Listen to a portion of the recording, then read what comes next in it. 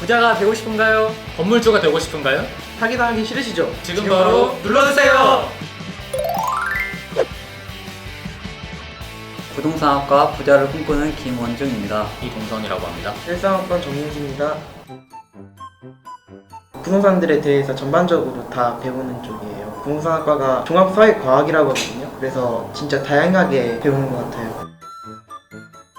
1학년 때는 기초적인 부동산 학개론이나 통계학 개론을 배우고 이제 2학년 때부터는 좀 더 어려운 경영, 금융론 등을 배웁니다. 부동산 쪽으로만 국한된 게 아니라 학년이 올라갈수록 다양하게 배우고 있거든요. 그럼 요즘 뜨고 있는 세미나도 배워요. 도시재생 세미나. 그 문재인 정부 들어서 도시재생 뉴딜 사업이라 해가지고 낙후된 도시를 되살리는 그런 과목도 배우고. 저희가 어떻게 수업을 하는지 이렇게 막 본연 광고지 같은 것도 직접 만들어 보기도 하고 등기부등본 같은 경우에는 글로 돼 있어서 보기가 어렵잖아요. 그래서 이렇게 연표 같은 걸로 만들어서 소유자별로 구분하는 거거든요. 그리고 일 시간 순서예요. 이게 대입해보면서 머릿속에 어떻게 있는 거구나 하는 연습하는. 기술이 발달이 돼가지고 그게 네이버 지도랑 직접 갈 필요도 없이 그냥 거리뷰가 있더라고요. 요즘에 3D로 딱 떠가지고 자주는 하지 않는데요. 가끔 하는데 교수님들 같은 경우에는 부동산에 어떻게 보면 선배님이잖아요. 그래가지고 하시고 계신 사업이나 이미 끝난 그런 쪽이겠죠. 그런 사업에 대해서 설명해 주시면서 지도랑 같이 보는 경우도 있습니다. 땅 좀 알아봐 달라고 아. 말씀 많이 하고, 저희 누나 같은 경우는 내년인가 결혼하는데 1억 정도 대출받고 월세로 할까 아니면 전세로 할까 그런 거 많이 물어봐요. 거기에 대한 생각은 아니 저는 학교니까 아는 게 없어가지고 누나한테 혼났어요. 너는 부동산 학과인데 왜 모르냐고. 근데 저도 그런 말 진짜 많이 들었어요. 처음에 부동산학과 딱 간다 그랬을 때 인터넷 나중에 땅 알아봐주면 되겠네. 그래서 막 나중에 저 괜찮은 땅 알아봐달라고 막 그런 말 엄청 많이 들었는데, 근데 현실은 나도 지금 배우고 있는 학생인데 그치. 주변에조차도 뭐가 있는지 지금 잘 모르는데 맞아요. 갑자기 좋은 땅 있으면 알아봐달라고 그렇게 말하시니까 되게 좀 부담이 생기더라고요. 맞아요. 진짜. 원룸 알아봐달라는 얘기가 가끔 있어가지고 그러니까.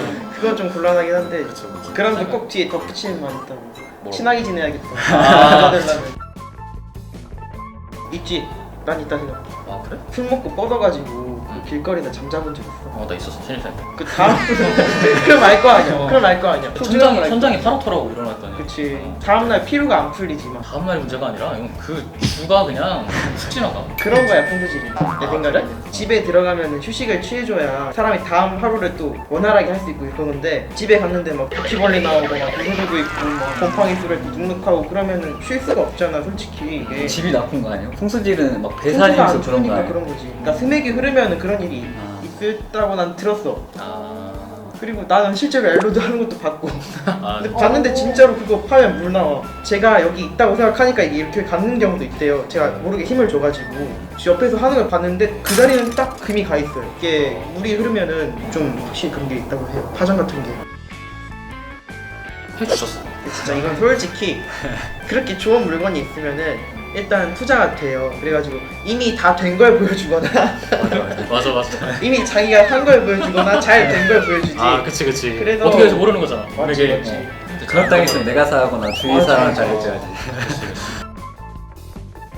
그 한 지역에서 꾸준히 살다 보면은 이게 어떻게 발전하는가가 보이는데요. 제가 살고 있는 지역에서는 이게 이미 돼버렸지만 앞으로 될 곳이 있잖아요. 이쪽 업종을 계속하고 그렇게 하다 보면은 반복적으로 쌓여서 팍팍 보이겠죠? 그런 분들이 돈을 많이 벌어요.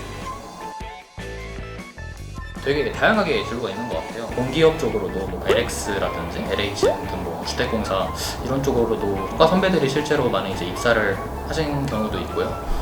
자격증은 되게 많아요. 부동산과 관련된 자격증이 뭐 감정평가사라든지 이런 되게 난이도가 꽤 높은 자격증도 되게 많아서 공인중개사로만 연계가 되어 있는 건 저는 아니라고 생각을 하거든요. 도시재생이나 도시는 아니면 또 있고 요즘 되게 주택관리사도 있고 공인중개사가 되게 어려워요. 저 같은 경우는 3번이나 떨어졌어요. 아 맞아요. 저도 아니 막 그래도 부모님이 계속 아빠 아시는 뭐 이분도 따졌는데 왜 너는 나이도 어린 놈이 왜 이렇게 공부를 하는데 뭐 못 따고 있냐. 이렇게 어리니까 하시더라고요. 못한 거야.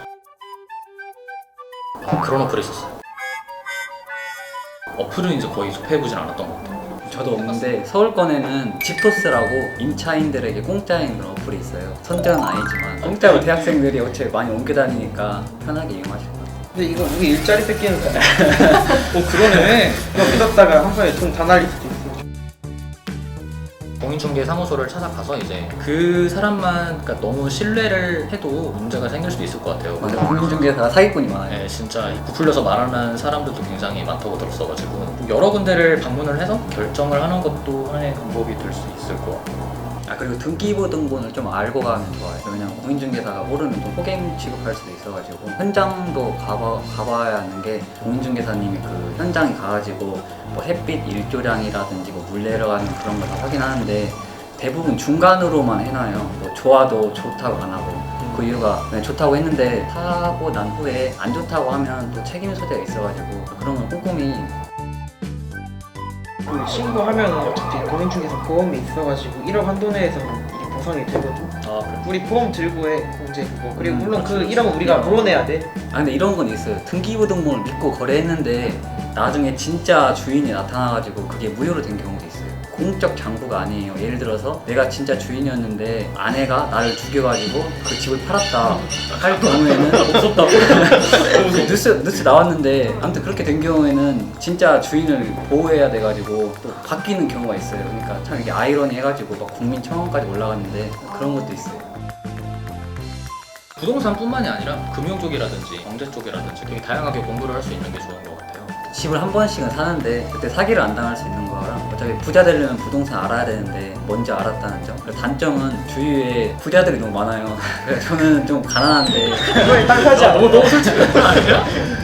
이번에 땅 샀다고 자랑하고. 땅을 사셨어요? 바쁘잖아. 아, 땅은 아니고 공개할 수가 없어요. 아, 이거는 뭐. 부동산을 평가하는 데 있어서 가장 중요한 과정이 그래서 저도 임장활동이라고 저는 개인적으로 생각하거든요. 속담식에도 그런 말 있잖아요. 뭐 백문이 불여일견이다 그런 말. 1, 2주에 한 번씩 날짜를 정해가지고 평택이라든지 아니면 뭐 먼 지역이라도 다 같이 이제 이동을 해서 실습을 나가는 그런 수업을 되게. 근데 이게 진짜 재밌는 게요. 그 사람마다 관점이 싹 다르잖아요. 임장활동을 갔다 온 다음에 보고서 같은 걸 쓰더라도 사람마다 다 달라요. 누구는 뭐 무덤을 봤는데 누구는 뭐 컨테이너를 봤고 막 누구는 뭐 집을 봤다고 하고 누구는 뭐 상가를 봤다고 하고. 운전활동 가면 정확히 어떤 걸 하는 거예요? 구경하는 거예요. 진짜로 구경하는 거예요. 진짜로. 등기부 등본에 웬만한 건 다 나와 있기도 하고 그렇긴 한데 직접 가봐야 되는 경우가 왜냐면은 분묘기지권 같은 게 있어요. 누가 거기다가 묘를 쓴 거예요. 땅에다가. 그럼 이거 파지도 못해요. 이런 거를 직접 가고 보면은 해결할 수 있는 거면은 미리 해결을 해버리고 들어가면 깔끔하죠. 등본도 띄고 현장을 가서 직접 보고 예. 그 다음에 도장을 찍어라. 등본 떼는데 700원밖에 안 해요. 제 건물이 아닌데도 제가 그냥 뗄 수 있어요. 다 뗄 수 있습니다. 교수님들이 자기가 이제 떼우고 싶은 건물의 등기부 등본을 출력해오는 식으로 해서 과제를 내시기도 하는데 네이버에다가 인터넷 등기소 치시면 열람하기는 700원, 발급하기는 1,000원으로 딱 주소 치고 하시면 됩니다.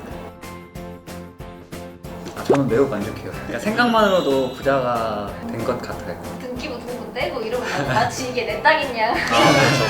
그 저희만 알 수 있는 그 희열이 있습니다. 제가 전주대 부동산 갈 때 친구들이 되게 무시를 많이 했어요. 근데 그때는 굉장히 기분이 나쁘고 했지만 지금 오면 친구들 다 부러워해요. 제 친구 근데 중에는 부동산 관심 있는 사람들도 없고 그래서 나이를 들 먹었어. 그래서 그냥 부동산학과 진짜 눈 딱 감고 자신감 있게 와가지고 많이 놀고 했으면 좋겠어요. 잘 선택했다고 생각하는군요. 정년이 없기 때문에 딴 친구들 싹 백수돼서 놀고 있을 때 저는 정년 40년 더 오히려 꽃피울 때라서 길게 보면은 정년 없는 직업 택하시는 게 맞다 생각해요. 부자가 되고 싶은가요? 건물주가 되고 싶은가요? 사기당하기 싫으시죠? 그러면 지금 바로 구독과 좋아요 눌러주세요.